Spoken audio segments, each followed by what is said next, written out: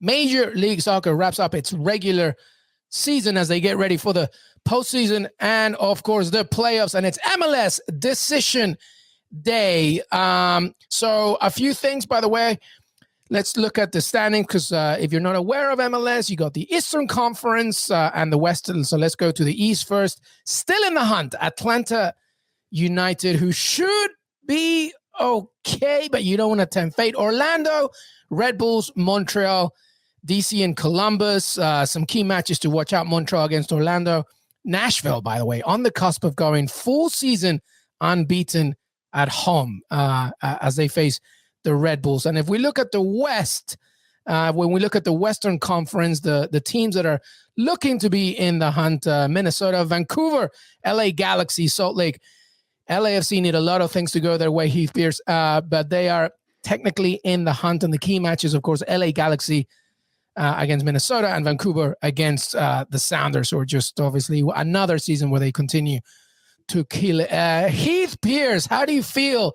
Go anywhere you want, man. You can go to your LAFC first if you want. Heath, you take the Western Conference. I'll take the East. Let's do that. Okay. Heath, you go West, Jimmy will go East. By the way, just for everybody who's not tuning in weekly, we get it. The Western Conference does not only have teams that are in the West. We don't need no angry emails. Okay, we get it. There's a lot of teams in the league. They got to go somewhere. It doesn't always make sense. All right, so let's move on from that.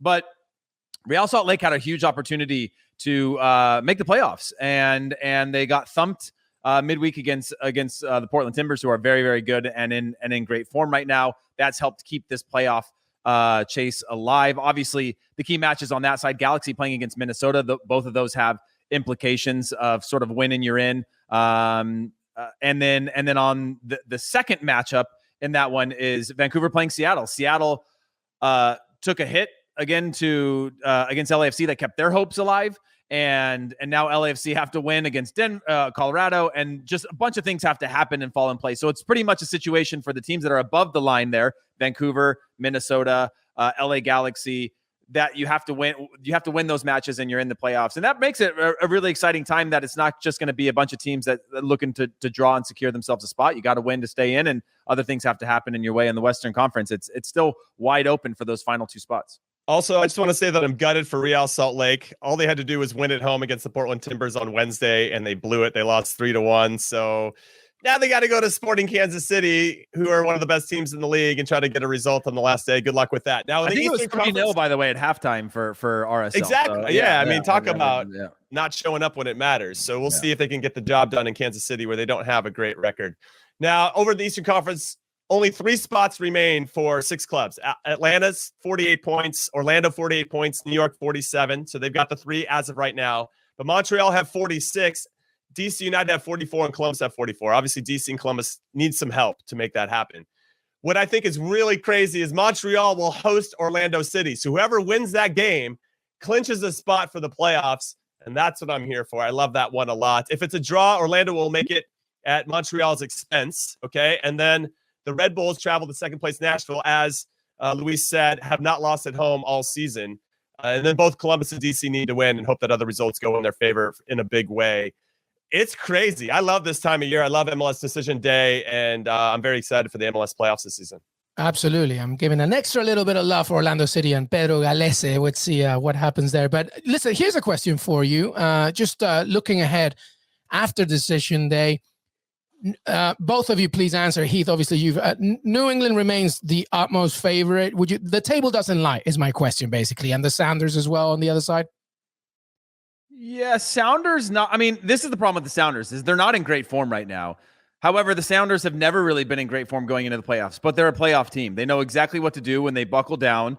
They're happy to play ugly. They're happy to scrap it out. They have enough mature players on the field that know what playoff implications are, and that's why they take it to teams that are probably in better form going into the playoffs. So I would give them that as a playoff team. They're one of the best playoff teams in history that don't always match up with the identity of perhaps their form going into the playoffs. And then obviously with New England, I wouldn't usually give them that, but Bruce Arena is just a magician in the way that he can motivate these teams. And so this could be their year. And it's tough to have done what they've done. I think at times they look at their squad and they go, I don't know how we've done it either. But it's certainly the type of form. But Jimmy knows, like, so little of regular season form. I mean, you want to have that form going into the playoffs, but so little of it really matters in the playoffs. It's about understanding the matchups. It's about being conscientious of how to play these types of matchups. So I guess what I'm saying, Luis, is I agree with you that those are the two teams that I would have. But Colorado are really good too. And again, Greg Vanney's done Robin Fraser. I'm talking about two guys that were coaches of Jimmy and I's in one season. Robin Fraser's done a good job of motivating that group of players that isn't a star team either. And on set pieces, when you get into the playoffs, could really be the difference maker. Yeah, I mean, it's rare in MLS history to have the two number one seeds from each conference actually make the final. So the teams that I'm looking at from the East, even though I think New England will get there for all the points that he said, and Bruce Arena, tremendous man manager. New York City FC and Atlanta United are two teams I would not want to face in the playoffs just because they have the talent and individual talent to turn a game on a dime. And that's what you need. And playoff games get real tight. Just like a Champions League game gets real tight, and you need that one moment of magic. And I feel like those two teams in particular have those magic players to win a game by themselves. Over in the West, I'd probably echo the sentiments about Colorado Rapids. Going to be very tough to play against. The Timbers have started to find a little bit of form going into the playoffs. Vancouver really turning things around as well. So it's the crappy part about MLS Cup playoffs. If you find someone that's just kind of hit the hot hand at the right time, they could go on a run and have a good 3 weeks to win the title, which feels a little unfair. As we've discussed many times, I feel like the trophy should go to the team that's the best over 10 months and not 3 weeks. But that's a conversation for another time, everybody. No, it's a good point. Momentum, a massive protagonist in MLS. And by the way, your point about NYCFC, they've scored 55 goals, the second most in the East after, of course, the machine that is New England. But that's MLS.